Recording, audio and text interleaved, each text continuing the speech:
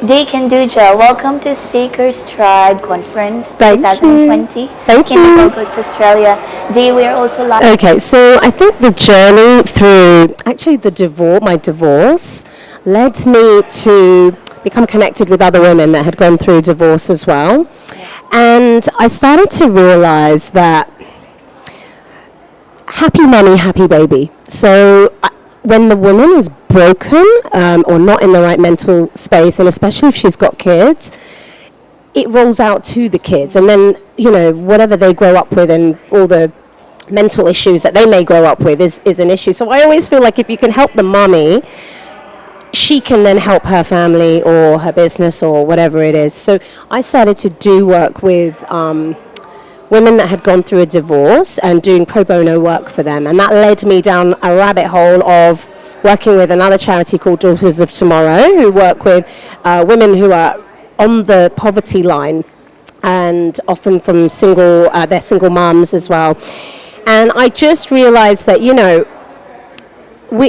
we can stay playing victims.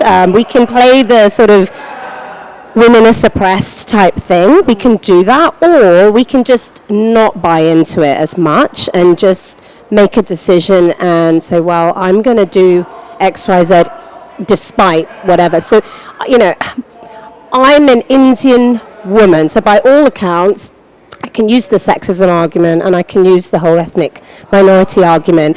But I set up a business in construction, which is male dominated. And so I just feel like I don't want to live under those umbrellas or labels. I just think, no, I'm going to do what I'm going to do, and I don't care about the color or my sex. I'm going to do what I'm going to do. So it's a decision. And it's interesting because if I track back all the little breadcrumbs in my life, I'm really action orientated, and so where I find a lot of women get stuck is in indecision, and then they don't take the action, and then we can. I have been there 2 years in depression where I was stuck, and I was feeling sorry for myself. I've gone through this divorce, and I'm a single mom, and I started putting all the badges on myself, the labels, and that I don't think is healthy.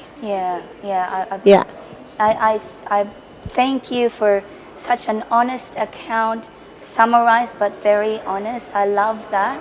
I think you started when the message really started out for me when you talked about empowering a mommy. When you empower a woman, you empower a child, you empower a neighbor, a community, a whole country. You empower one woman, you're affecting 100,000. Totally. Yep. And when you said about indecision, I talk about paradigms of self-love where you can really get stuck in fear-based decision or fearless decision, where you live in quantum leap, revolutionary decisions.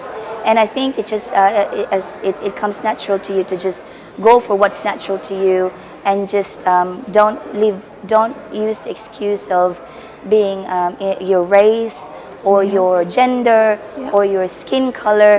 Those are belief systems really they're given to us. Totally, yes. That's right. And we can forever create them. I'm only 5'3", or I'm this size. Like, we could forever be slapping the labels and the excuses. So I just think, for me, especially just the whole female thing, I just think if we can be a bit naked, like not literally, but just stand in our power. And I know it's easy to say, and there's all these buzzwords. So some women may think, well, how do you stand in your power? And so we have to break things down into like little grains of salt or grains of sand or grains of sugar. And, there are ways. And for me, the way is, you start tiny, like you got to change the little rituals, the tiny daily rituals, and those little rituals become habits.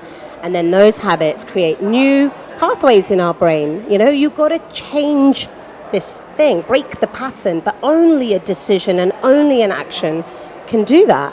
I literally, like, if you're not going to take any action, you're just going to be stuck. It's like a nut and a bolt, decision and action. They come together. And you start small. That's a beautiful, beautiful message. I could sit here and talk all day about this. Let's take this conversation offline. I am so grateful for your presence today and for this beautiful conversation. Thank you. Thank you, Dee. Thank you so much. You're welcome.